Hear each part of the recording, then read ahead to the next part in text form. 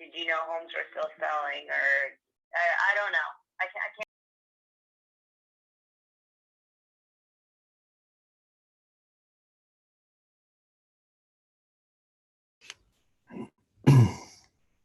Morning, Richard.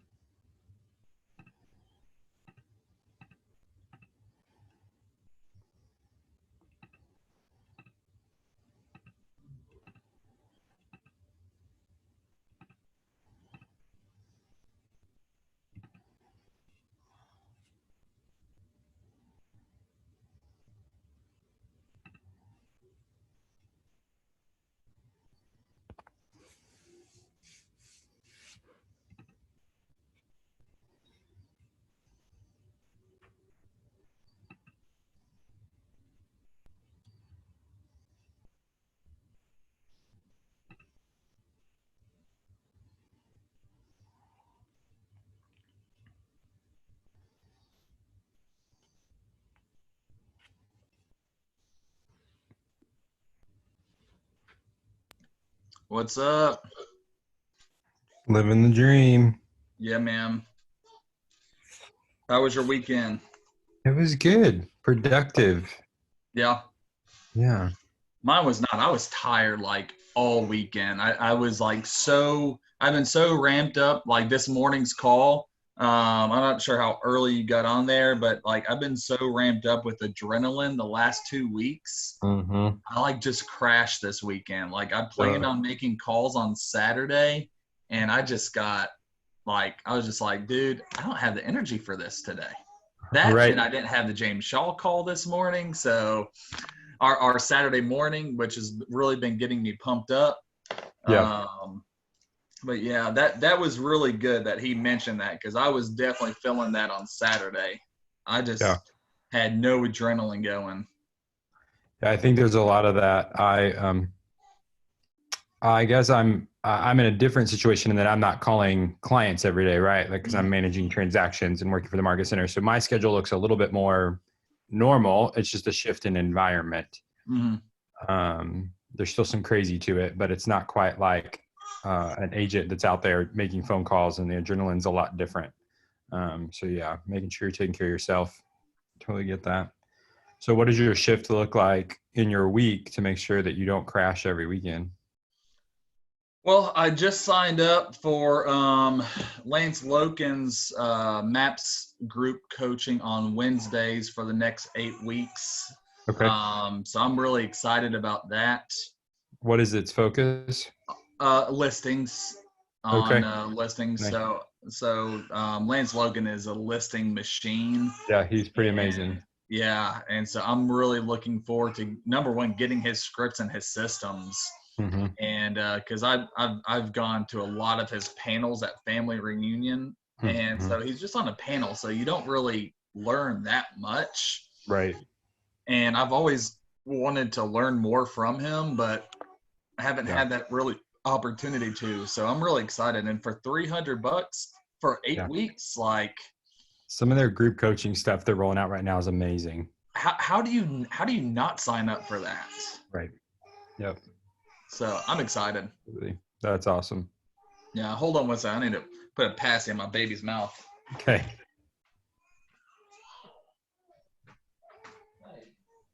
sweetheart.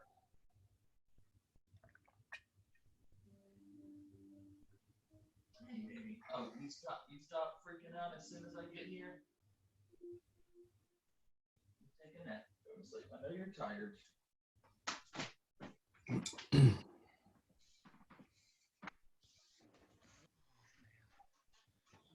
Yeah, and then I'm also doing a Zoom. I just started a Zoom role play call with an agent in Chicago, Okay. and I did horrible this morning. Like I've been like the last 2 weeks, I've just been, you know, making care calls and not really talking about real estate. And then I told her, I'm like, hey, look, this is what I've been doing. I really want to, you know, do the care call. Like, I'm going to continue to do the same calls that I'm making, but I also want to try to somewhat add real estate in there. But then page 58, what James Shaw or that lady was talking about, you know, your message on page 58, you know, your message matters. Yeah. And on that practice, I just got so excited and so like, I just got so excited that I just was just like blurting out everything that I know that's going on. And I did not ask any questions. Like, I'm literally sitting there and just, my mouth is just going. And I'm like, shut up, dude. Like, ask a freaking question. And I was just like, I just threw up on her. Yeah.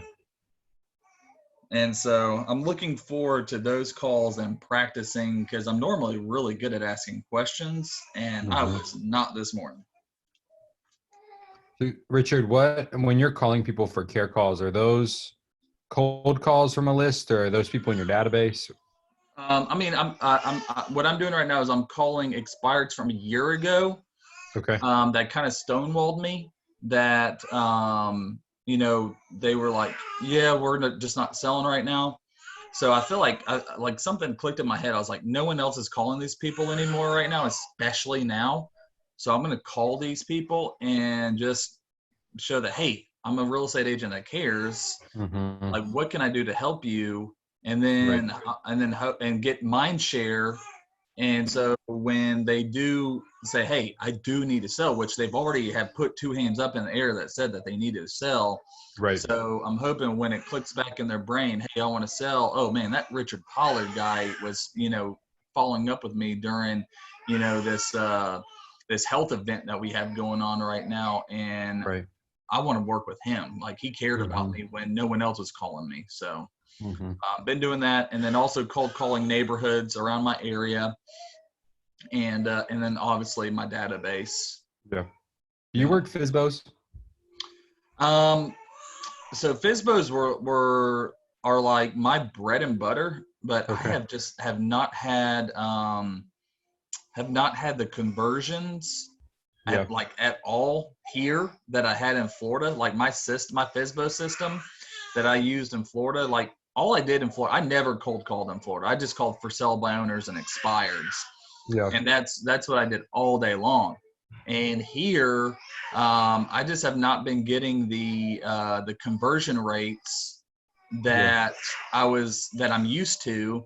And then I kept getting, I kept following my system. And then in like a month, 2 months, 3 months, 4 months, instead of hiring like an agent or interviewing agents, which I'm normally used to, like if I follow my system, I at least get in the door for a listing appointment. Right. I'm not getting the listing appointment. They're hiring, their niece that just got into real estate that they're trying to throw a bone to them. And I'm just like,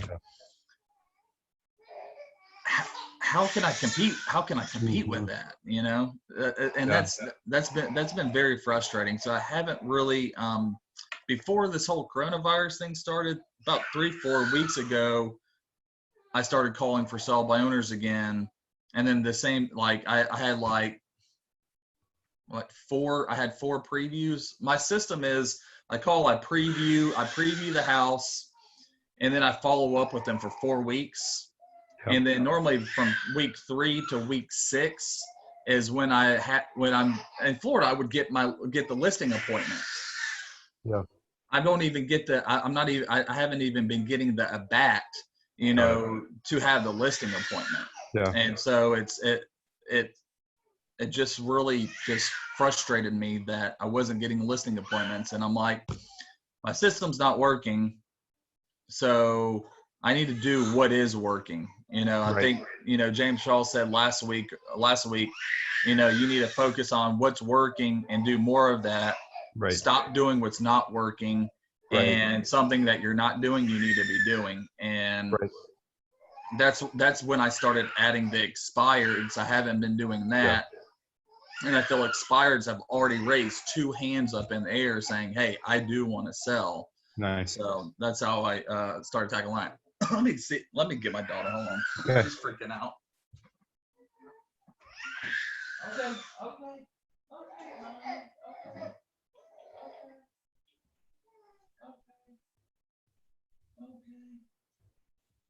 Okay, I know. Patty knows. Come on,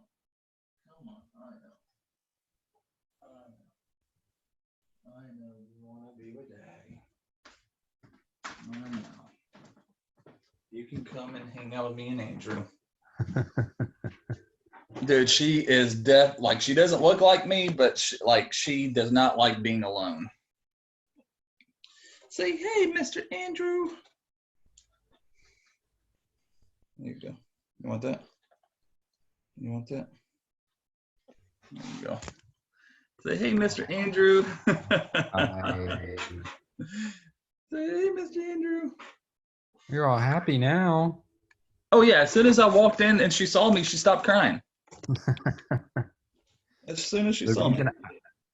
So I asked about FSBOs. I was just curious. I'm wondering if there's been a shift because of this health event, what that looks like. Are people still calling FSBOs? You know, and I know we have a lot of people in the IRMO office that call FSBOs pretty heavily, but I just didn't know what it was looking like, you know, because you get a lot of people new into the industry, right? They're told call FSBOs and expireds, you know, cut your teeth doing that because it's, you know, beyond your database, that's free. You know, you don't have to pay for a service unless you want to. You can just go to Zillow and pull all of that data. And so I was curious because a lot of those new people can't survive right now. Like they have no support. They have no one coaching them through this. So what are they doing if they're not calling FSBOs? Who's calling the FSBOs? That's true. I mean, I'm just wondering if it's a warmer market than expireds. Not that expireds don't work, because they do. Obviously, you already have had 2 hands raised. Was just curious. Yeah, I've already had. I got a lot of really good reception on the expired call. I think I started calling expireds on Wednesday or Thursday, and I got very good reception on the expired calls. Like, they were super appreciative. They're like, yeah, we're not looking to sell right now, but you know what, when we do, we'll definitely talk to you. Whereas before they're like, no, not interested in selling, hang up. You know, like, I just couldn't even at least somewhat get the door open. Right. And the calls last week, they were a lot more receptive. That's and good. And very thankful I was calling them to checking in on them. So maybe I will add FSBOs today. I've just seen signs even popping up in neighborhoods still. I'm like, people are still selling their houses. So like, if new FSBOs are hitting the market, there's still a market for it. It's not my thing. Cold calling and FSBOs, expired's not my thing. Yeah. I love it because it's like, I don't want to say it's not personal, because I am a pretty personal person, but it's very more so like a transaction based. You know, to where, you know, I know these people need help, and I know I can help them. You know, and so and I can be real with them, whereas like friends and stuff, and I'm real with them, they can, you know, get their feelings hurt, and it can affect a friendship, you know. And that's frustrating to me. But then in Florida, I mean, all of my friends that I had were all servers, and all they did was party every night. They didn't have 2 nickels to rub together. Right. Yeah. You know. And I finally talked some of my server colleagues to buy a house, because a lot of them, I mean, they were just spending so much money on like these high-end apartments and stuff like that, like dropping $2,000 a month. Right. Where were you in Florida? I was in Clearwater, St. Petersburg area. people were just dropping stupid money. And I'm like, why are you doing this? I'm like, you can buy a house, a 2-bedroom, 2-bath, pretty much same square footage, 1,200 square feet. Mm-hmm. And this was when the market was still a little soft, Yep. for like 110,000, right? 115,000. Right. And then three of my friends that did what I told them to do, they ended up like two of them sold. Like both of them got their house one of them got their house for 108, one of them got their house for 115. One of them Nice. sold the house for 160 and the other one sold it for 180. Oh, wow. And I'm like, can I get some of that cheese, please? And what's frustrating is they sold it after I moved here. So Mm. I didn't get the benefit Yeah. of the front end. Yep. It's the hardest part about moving in real estate. Yeah. Hardest part. I get it. Been Mhm. there, done that in the last 12 months, 18 months, Yeah. whatever it is. Yeah. I said it because I knew you would understand what I'm talking about. Yep. Yeah. But There are moments where I'm just like, oh my gosh, my business would be so different right now. mhm. I mean, I did 2.2 million in my first 8 months in the industry. Wow. Yeah. That's awesome, dude. And then I moved. Oh, yeah. I did not do that well because I was 24 when I got into the business, and I Mhm. was still partying hard, and just No, I just didn't have that right mindset that I needed, and that I makes had a stupid ego. Like Mhm. I'm young, all the other agents were like about to die, and that's the mindset I had. I'm like, you need to use a young guy, that's motivated, that's hungry. But I didn't know anything about it. I didn't know anything about real estate. Yeah. I still lived at home with my mom, Yeah. and I was just I was a punk. I was. And, but now just thinking back on it, I feel like everybody, needs to get humbled Yep. and, be knocked down a notch. And I definitely was. And I'm very thankful for it. Yep. I've had those moments. I get it. Yeah. Yeah, I was 31 when I got into real estate, and I had been on staff at a few churches in Indianapolis and had been all over the industry. I'd been in apartment management in 3 different properties, and so I was pretty well connected. Mhm. I had a database of almost 2,000 people. Yeah, just because of the number of people I knew. Oh my gosh, dude. And so I was on target. My year 2, I was on target. I was following the rookie of the year from the year I started, because I started partway through the year. Or the end of the year. Sorry, I started in October. The rookie of the year that year did 2 million or 2.4 million, and I did Yeah. 2.2 the next year. Her second year, she did 6 million, and I was on target to follow her. Wow. Last year was her year 4, and she did 22 million. Yeah.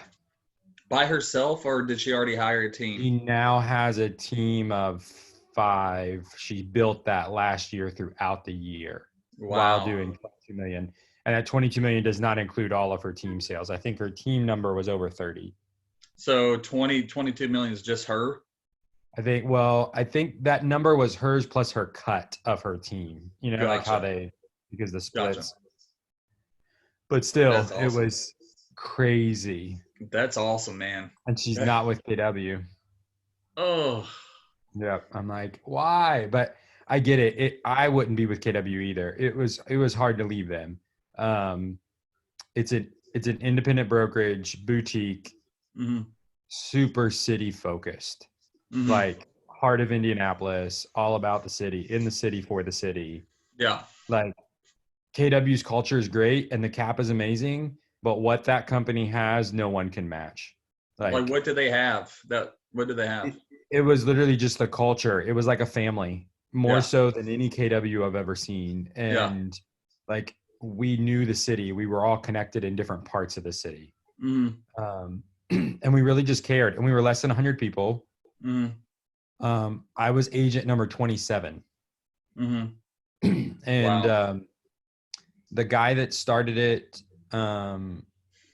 just had a heart for seeing the city revived, Mhm. and was an investor in the city, had kind of bought into neighborhoods and started rehabbing homes. And I don't know, it's just the culture of all of that. And he's the one Wow. that taught me real estate. So that kind of, that first, it's kind of like the first date, like that Mhm. first person you fall in love with, like Yep. there's something about that.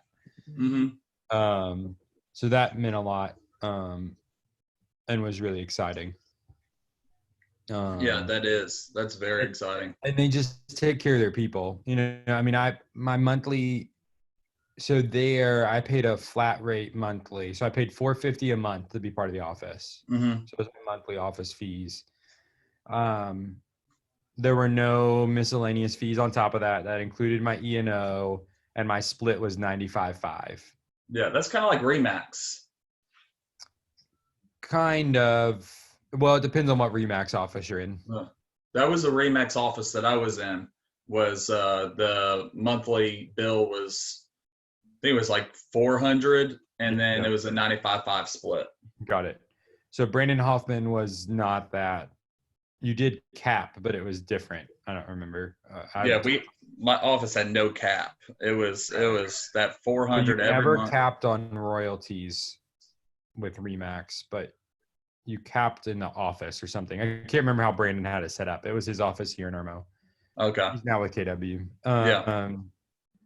But I would have had to sell 10 million to break even between our current KW split in our office and my Mhm. split I had there.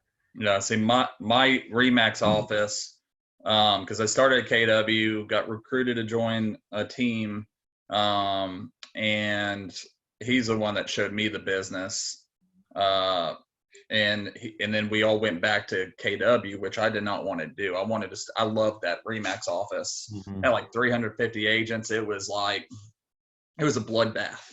Like it was awesome. Like we were cutting everybody's throat. It was like, I mean, everybody that I competed with, like all those FISBOs, like I could tell you the 3, 4 agents that I was competing against because they were all in my office, and it was like the competitive juices were awesome, but there was no culture. I mean, we had, a competitive, I guess you would say, friendship, Yep. but it wasn't like a true friendship. Like I would never call them to hang out. Right. And then I looked at the numbers because I wanted to stay, and I had to sell like 4 million. So the cap in Florida was 21, not 23. It was Market Center was 18 plus the 3. And so at 21, I would have to sell anything over 4 million, which I was at just over 5 my last 2 years in Florida. At 4 million is when I would break even with KW and Remax. But Got it. after 4 million, it was better to be at Keller Williams. Got it. And so I was already at 5. I was at 5.1 my last year Yep. and 15. And the year before we switched over in the beginning of 15, in 14, I sold 4.8. And I'm like, why would I stay at Remax and pay them more than I would at KW? And so that's what got me to move over was the cap just made complete sense to me. And then the KW that I transferred to, my first KW actually was horrible. The franchise was pulled from the OP because she was just horrible. And they opened up another one in the same city in Seminole, which was which is the city that I lived in. Right. And that OP was awesome. Kevin Chadwick, he owns pretty much half of the Tampa. Kevin Chadwick owns half, and then Gary and Nick Ubaldini own the other half. Got it. And it was awesome. And so when you're talking about like, it was a smaller office. We had like 110 agents. It was a newer office, and it was awesome. Like, I mean, we hung out all the time. I mean, I hung out, like our office was very, very close. We hung out a lot. The last family reunion in New Orleans and Vegas, that's who I hung out with, was all my Florida folks. Right. It was, whoa, what are you doing? It was a lot of fun. We had a very good time. And so I'm hoping our office, once we start growing, we hang out, folks hang out more. I mean, I know there's a lot of people in our office that do hang out, but In I haven't pockets. in pockets. Yeah, I haven't gotten that my hangout buddy, my hangout buddy yet. But this right here is my hangout buddy for the There you next foreseeable near future.